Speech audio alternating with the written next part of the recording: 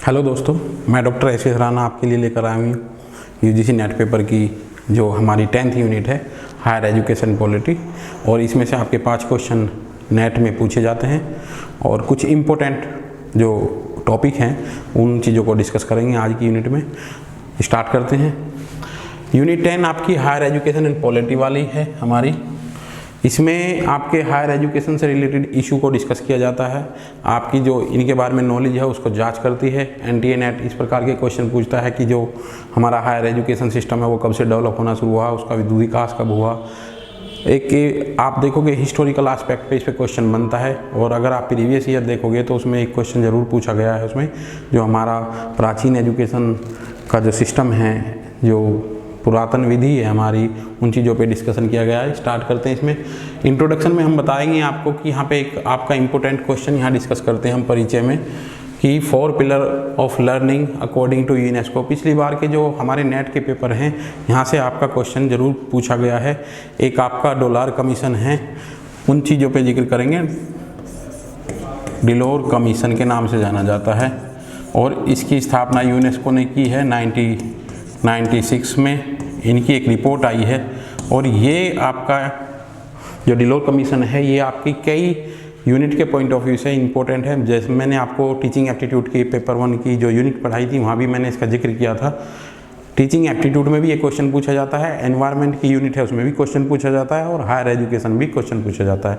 जब previous year देखोगे आप, पिछली बार इसमें से 2-3 क्वेश्चन 2-3 सेट में स्टार्टिंग के ही मिले हैं।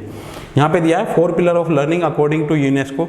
यूनेस्को के अकॉर्डिंग जो शिक्षा के जो 4 पिलर बताए गए हैं उन चीज़ों का डिस्कशन यहाँ किया है। और आपको एग्जाम में एज इट इज क्वेश्चन मिला है। लर्निंग टू नो, ज्ञान के लिए सीखना। हमारा जो एजुकेशन सिस्टम है वो किस प्रकार का होना चाहिए, हम किसके लिए सीखते हैं, ज्ञान के लिए सीखते हैं। लर्निंग टू डू, कुछ करने के लिए सीखना, लाइफ में हमें कुछ करना है उसके लिए हम सीखते हैं। लर्निंग टू बी, कुछ बनने के लिए सीखना।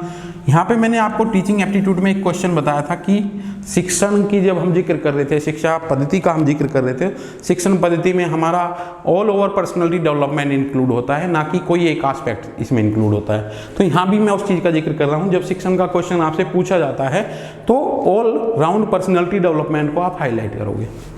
4th है इसमें, जहाँ से नेट में क्वेश्चन पूछा गया है, ये इंपॉर्टेंट है। लर्निंग टू लिव टूगेदर, ये इंपॉर्टेंट है।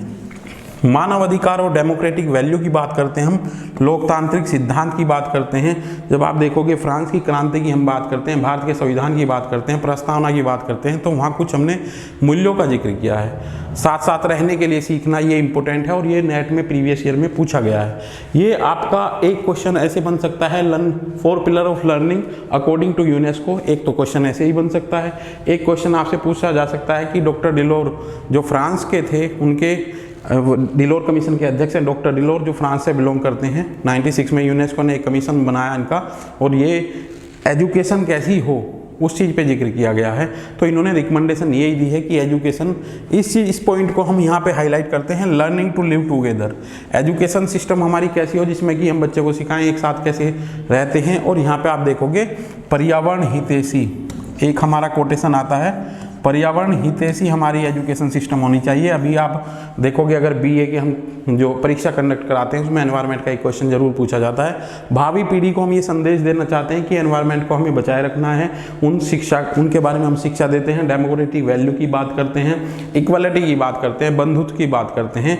तो ये आपका डिलोर कमीशन इंपॉर्टेंट है। यहाँ पे आप देखोगे एक इंपॉर्टेंट पॉइंट आप ऐड कर लोगे, डॉक्टर करण सिंह हमारे रिप्रेजेंटेटिव थे भारत के। इसमें जो इन्होंने साथ में ये 14 मेंबर थे यहाँ, उन 14 मेंबर में से हमारे जो सदस्य हैं इस आयोग के, इसमें डॉक्टर करण सिंह ने भारत की तरफ से भागीदारी की है और इन्होंने इसमें पार्टिसिपेट किया है। 14 मेंबर हैं। डॉक्टर डिलोर फ्रांस के हैं, इनके अध्यक्ष हैं। उनकी एक कमेटी बैठी और उस पर ये रिकमेंडेशन दी कि एजुकेशन सिस्टम किस प्रकार का हो।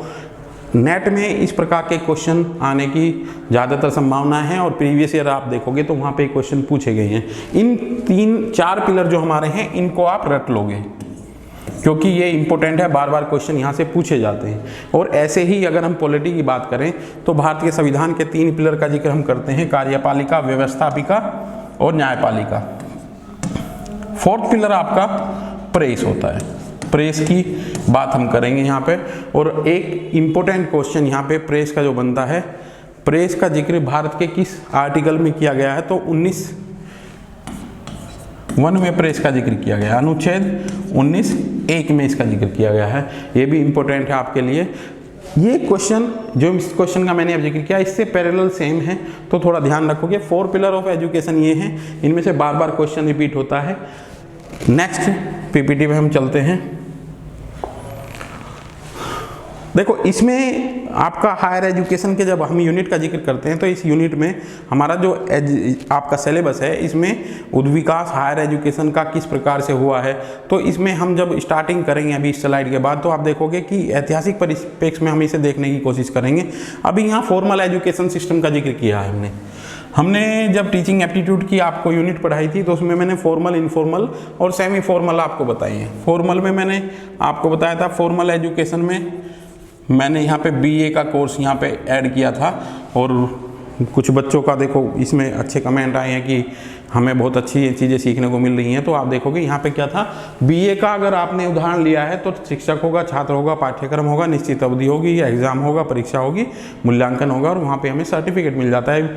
फॉर्मल एजुकेशन है। इनफॉर्मल में हमारा व्यवहारिक बदलाव आता है। व्यवहारिक बदलाव किस में आएगा? हमारा इनफॉर्मल में। ये हमारा किस में आएगा? इनफॉर्मल।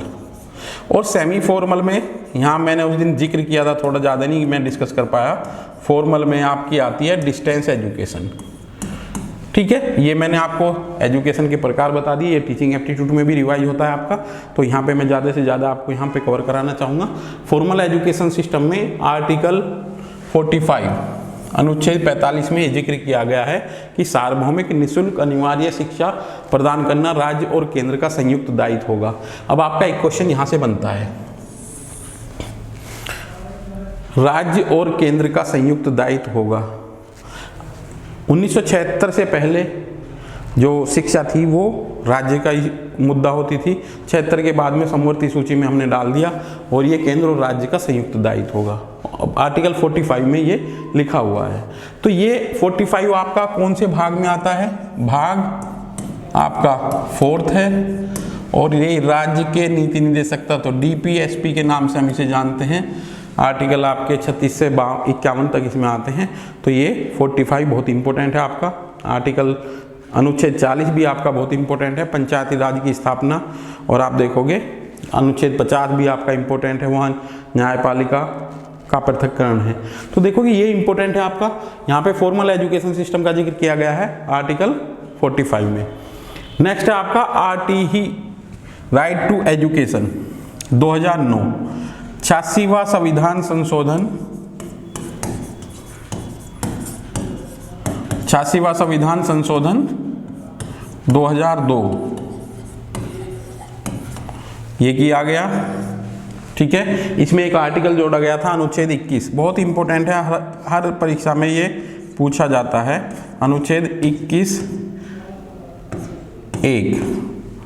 21 क्या भी बोलते हैं। तो देखोगे ये बहुत इंपॉर्टेंट है। RTE को लेकर के एक मूवी आई थी आपके हिंदी मीडियम, इरफान खान की है, वो इसी पे ही आधारित है कि जो आर्टिकल 21A में ये कहते हैं कि जो BPL लोग हैं उनके बच्चों के लिए 25% सीटें आपकी पब्लिक स्कूलों में सुरक्षित रखी जाएंगी ताकि उनके लिए शिक्षा का अधिकार बन जाए। और इस पे अकॉर्डिंग यहाँ मूल अधिकार में इसे हमने इंक्लूड किया है। और ये है कि दुनिया का 135वां देश है इंडिया जिसने कि शिक्षा को मूल अधिकार में शामिल किया है। तो यहाँ से इंपॉर्टेंट क्वेश्चन आपके बनते हैं। 21A आपका हर परीक्षा में पूछा जाता है।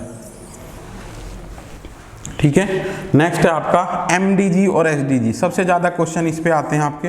और ये एनवायरनमेंट में भी आपका है इंक्लूड।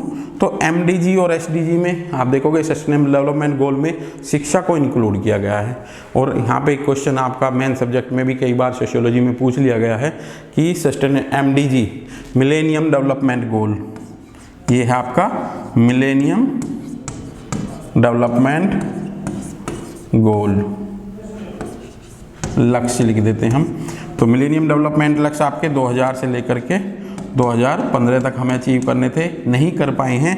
अब एसडीजी के तहत ये कब से करने हैं, 2015 से आपके 2030 तक हमें इन्हें अचीव करना है। इस पे कई बार क्वेश्चन आपका आया हुआ है।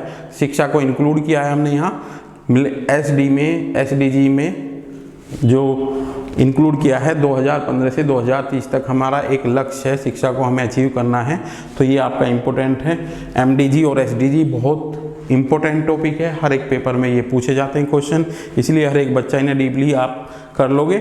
इसमें पूछा जाता है कि एसडीजी में कितने लक्ष्य हैं, तो आपके 17 विषय हैं। इसमें कई बार इसमें क्वेश्चन पूछा गया है, कौन कौन नहीं है। जब आप प्रीवियस ईयर देखोगे तो आपको ये नॉलेज हो जाएगी कि इसमें क्या क्या चीज़ें दी गई हैं।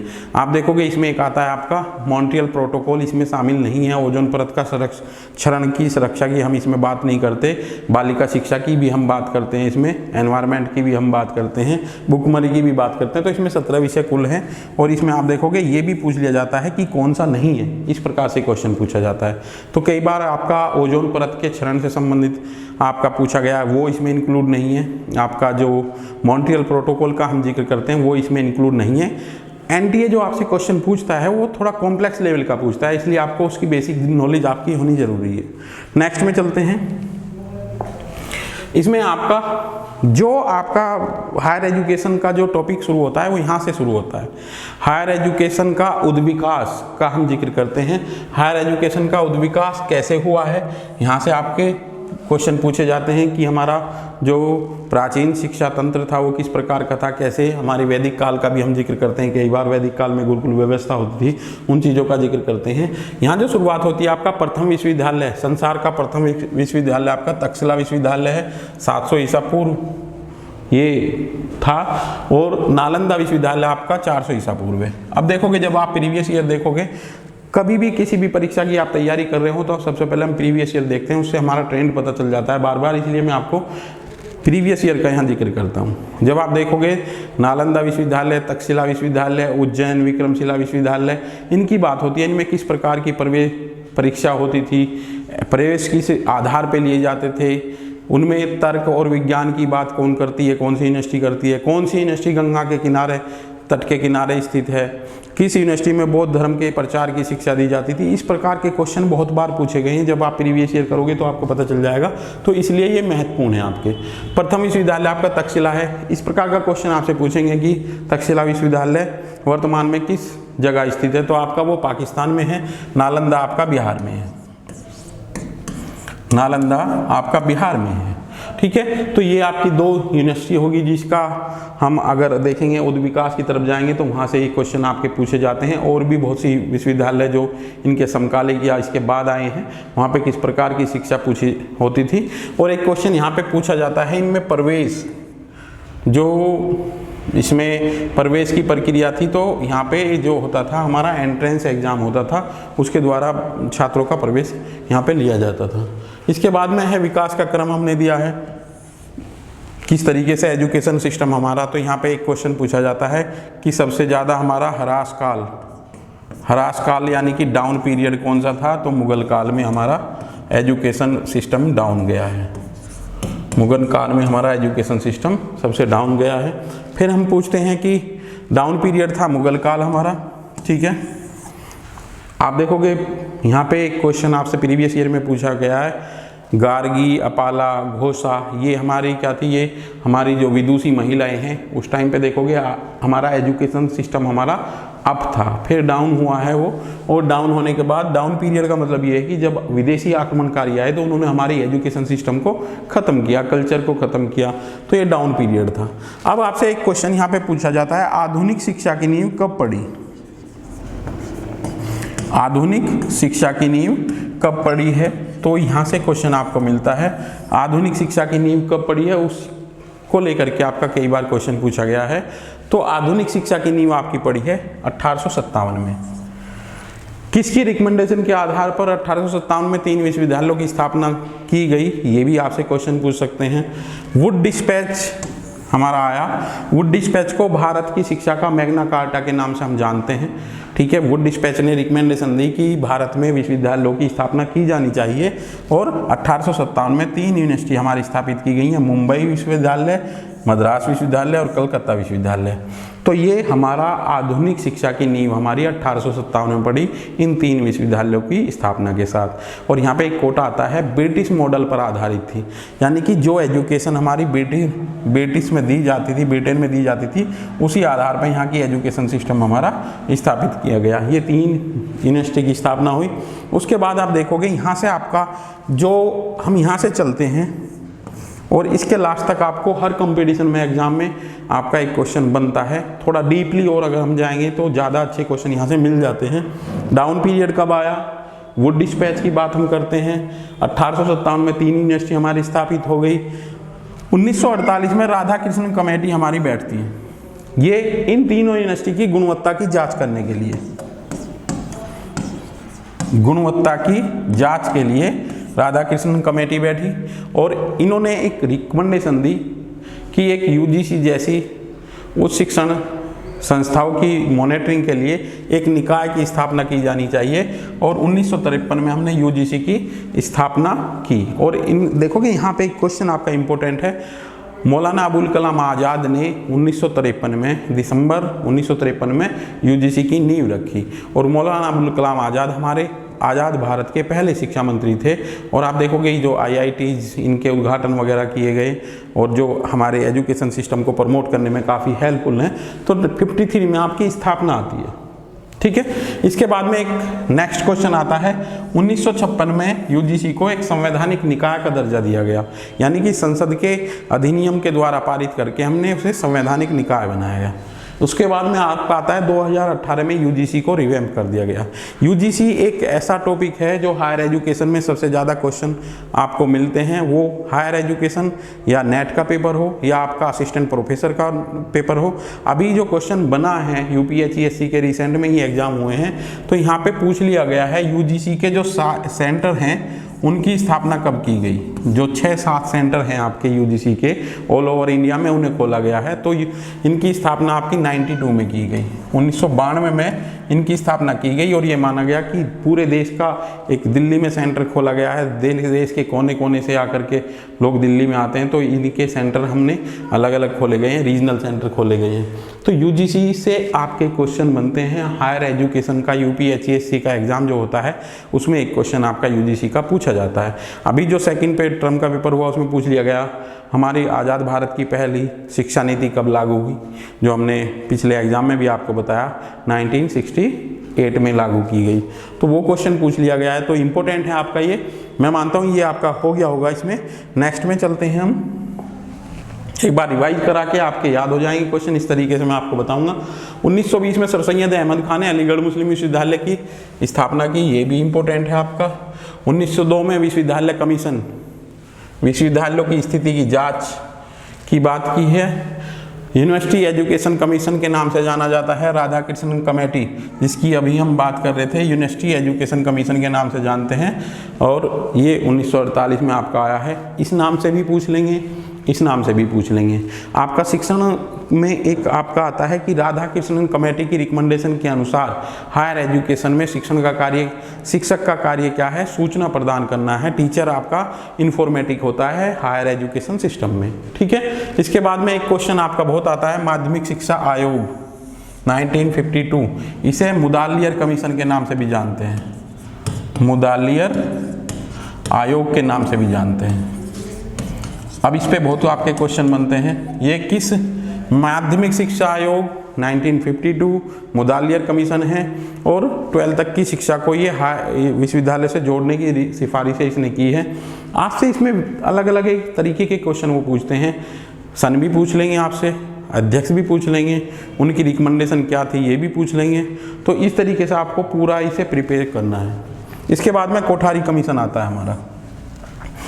कोठारी कमीशन लगभग बच्चे जानते हैं इसके बारे में। कोठारी का पूरा नाम दौलत सिंह कोठारी, दौलत सिंह कोठारी, DS कोठारी के नाम से हम जानते हैं। आपका जो 1964 to 66 इनकी जो कमीशन है ये बैठा है और इनकी रिकमेंडेशन जो आई है उसमें पूर्ण प्रतिवेदन पर आपकी भारत की शिक्षा नीति आई है, भारत की पहली शिक्षा नीति, अभी मैं जिक्र कर रहा था आपसे कि ये हायर एजुकेशन में पूछा गया है। भारत की पहली शिक्षा नीति आपकी आई है 1968।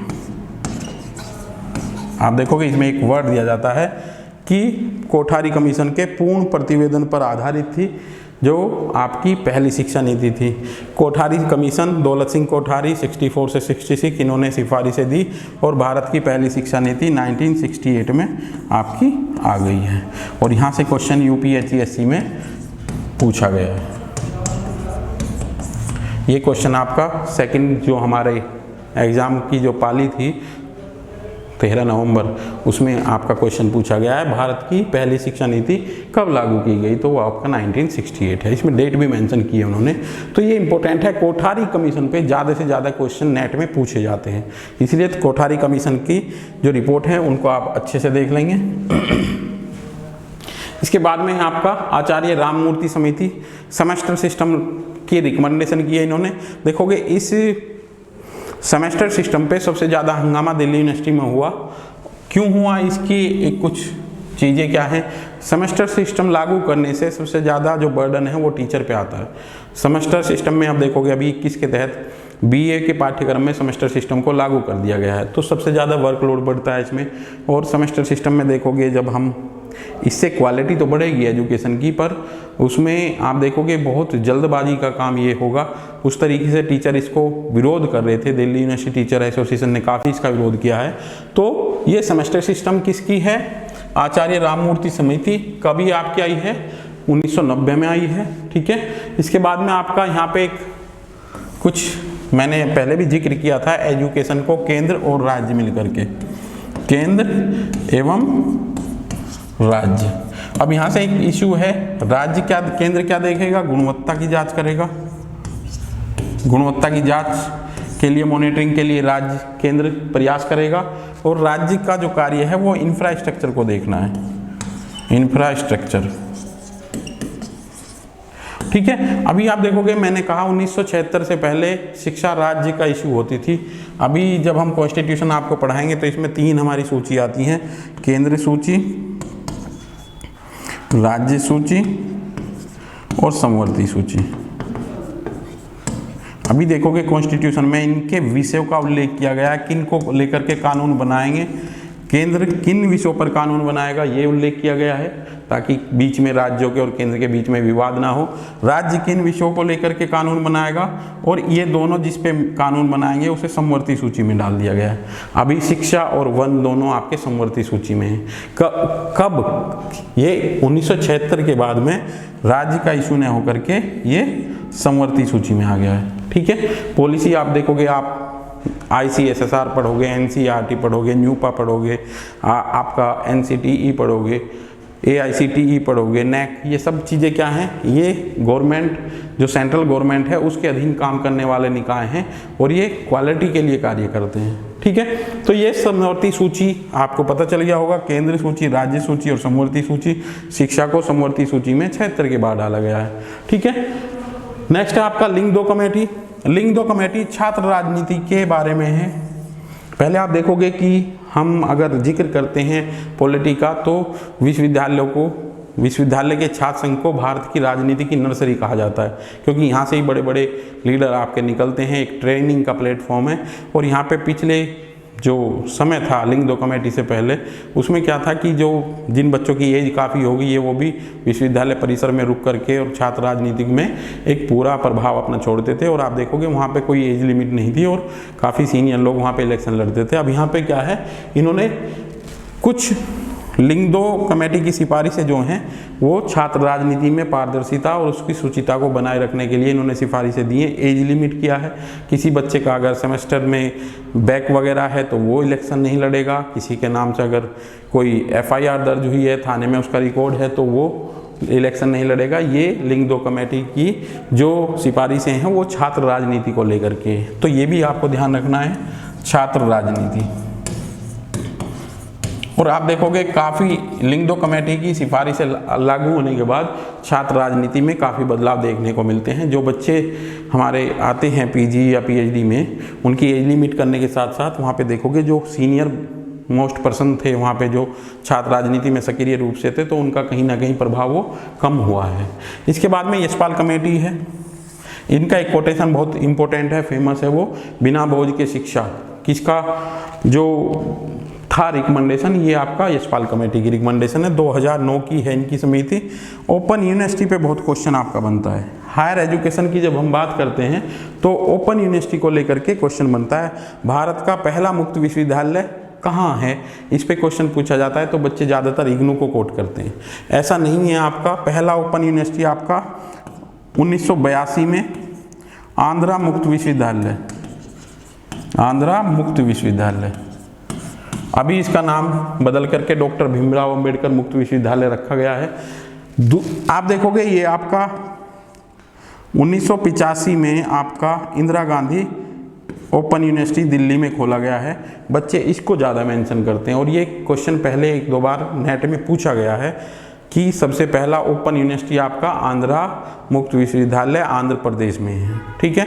दूसरा आप देखोगे जो पहला केंद्रीय विश्वविद्यालय माना जा सकता है मैदानगढ़ी दिल्ली है, IGNOU, Indira Gandhi national open university.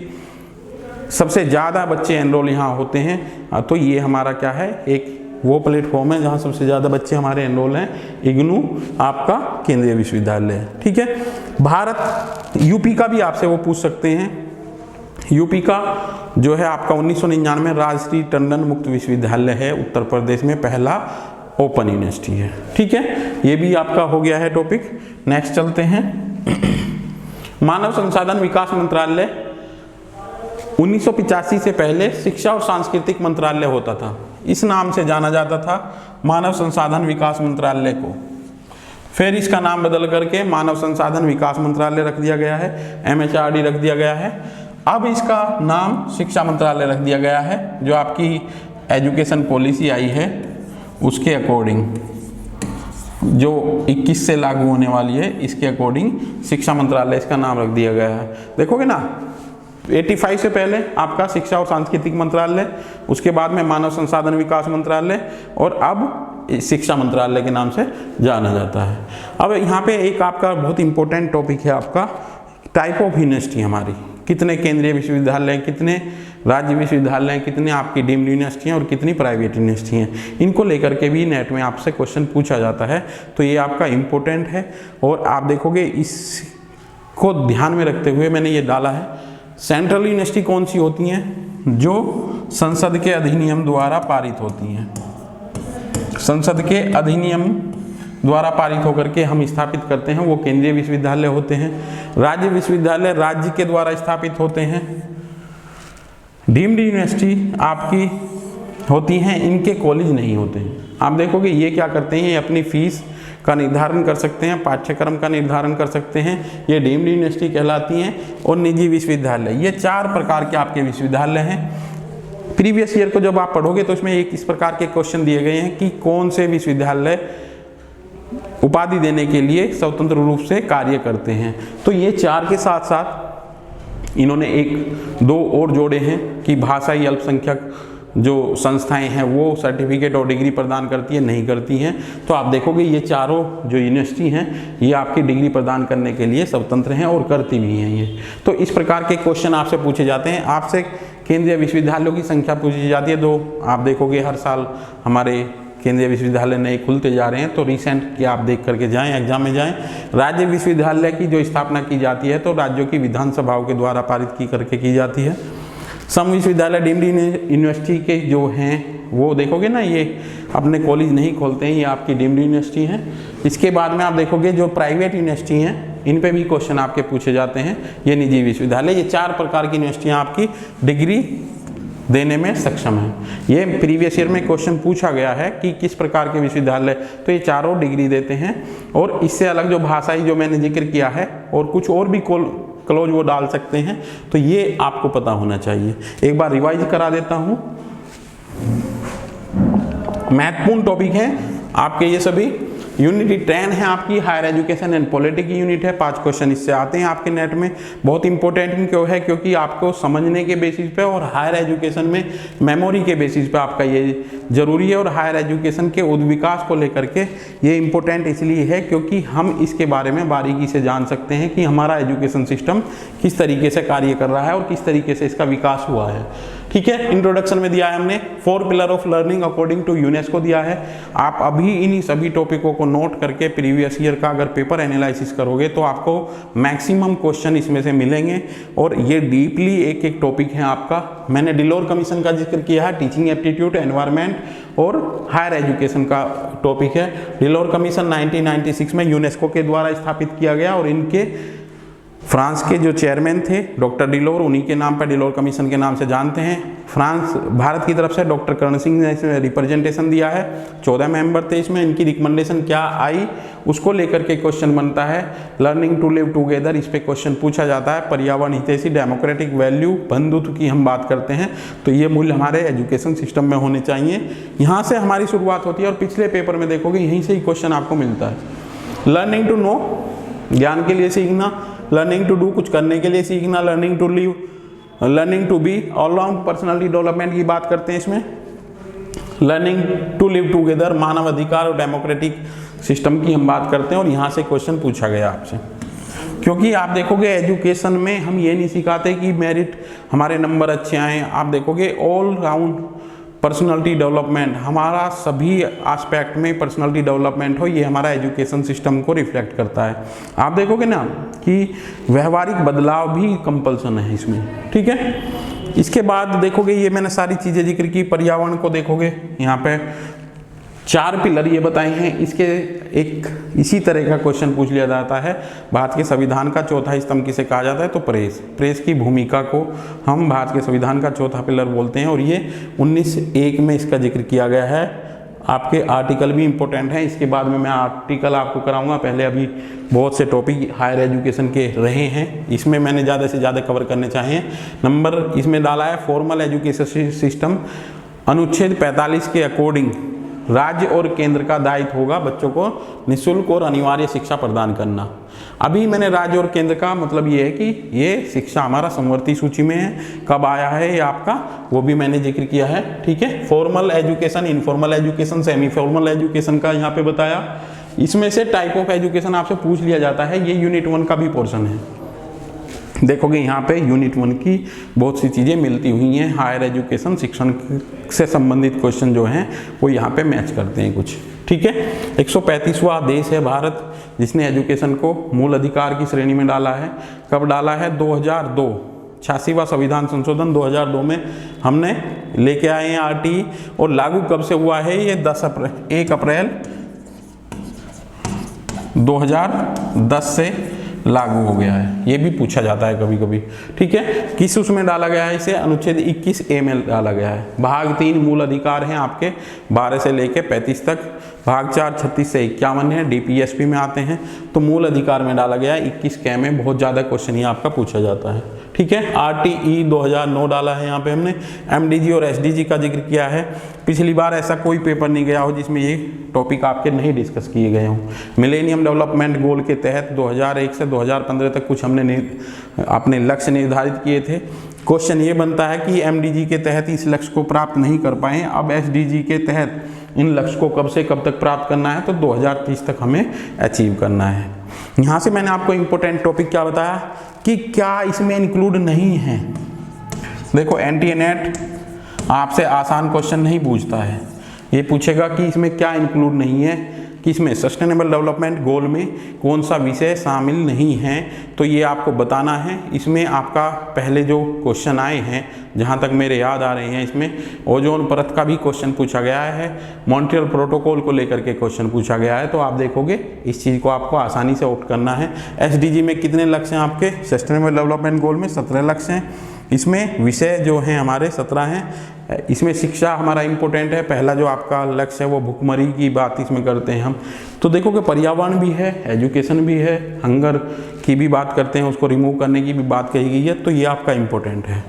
Next चलते हैं। इसमें ये आपका यहाँ से वास्तविक तौर पे तो आपका सब्जेक्ट आपका सिलेबस के अकॉर्डिंग यूनिट यहाँ से शुरू होती है। इसमें उद्विकास, उच्च शिक्षा का उद्विकास की अगर हम बात करें तो तक्षशिला विश्वविद्यालय 700 ईसा पूर्व, नालंदा विश्वविद्यालय आपका 400 ईसा पूर्व। ठीक है, विकास के क्रम में देखेंगे तो यहाँ से आपका क्वेश्चन एक मिलता है जरूर हर पेपर में। डाउन पीरियड मुगल काल में जब आक्रमणकारी आए, एजुकेशन सिस्टम को डिस्ट्रॉय किया। 1954 में वुड डिस्पैच आया। 1857 में आपकी 3 यूनिवर्सिटी स्थापित हुई हैं, मुंबई, मद्रास और कलकत्ता। और आपसे क्वेश्चन पूछा जाता है आधुनिक शिक्षा की नींव कब पड़ी, तो ये 1857 कोट करोगे आप। 1948 में राधाकृष्णन कमेटी बनी और इसने यूजीसी की रिकमेंडेशन दी। यूजीसी 1956 में आपका संवैधानिक निकाय के रूप में बना और 2018 में इसको रिवैम्प करने की सिफारिशें की गई हैं। तो यहाँ से लेकर के आपका यूजीसी तक क्वेश्चन आपका बन जाता है। नेक्स्ट आपका इसमें 1920 में सर सैयद अहमद खान ने अलीगढ़ मुस्लिम विश्वविद्यालय की स्थापना की। 1902 में विश्वविद्यालय कमीशन, विश्वविद्यालयों की स्थिति की जांच की गई है। हंटर जो थे उस टाइम पे उन्होंने विश्वविद्यालय की कमीशन की स्थापना की बात की है। यूनिवर्सिटी एजुकेशन कमीशन के नाम से जाना जाता है। राधाकृष्णन कमेटी 2000 ये आपकी 1948 की है। माध्यमिक शिक्षा आयोग 1952 मुदालियर कमीशन के नाम से भी जाना जाता है। इंपॉर्टेंट है, कई बार इसमें प्रीवियस ईयर में क्वेश्चन पूछे गए हैं। कोठारी कमीशन पे भी आपके बहुत क्वेश्चन पूछे जाते हैं। दौलत सिंह कोठारी कमीशन बना आपका और एजुकेशन के बारे में रिकमेंडेशन पूछी गई। तो ये इंपॉर्टेंट है आपका और ज़्यादातर क्वेश्चन इसमें पूछे जाते हैं। दौलत सिंह कोठारी 64 to 66 और आप भारत की पहली शिक्षा नीति बनी है आपकी 1968 में।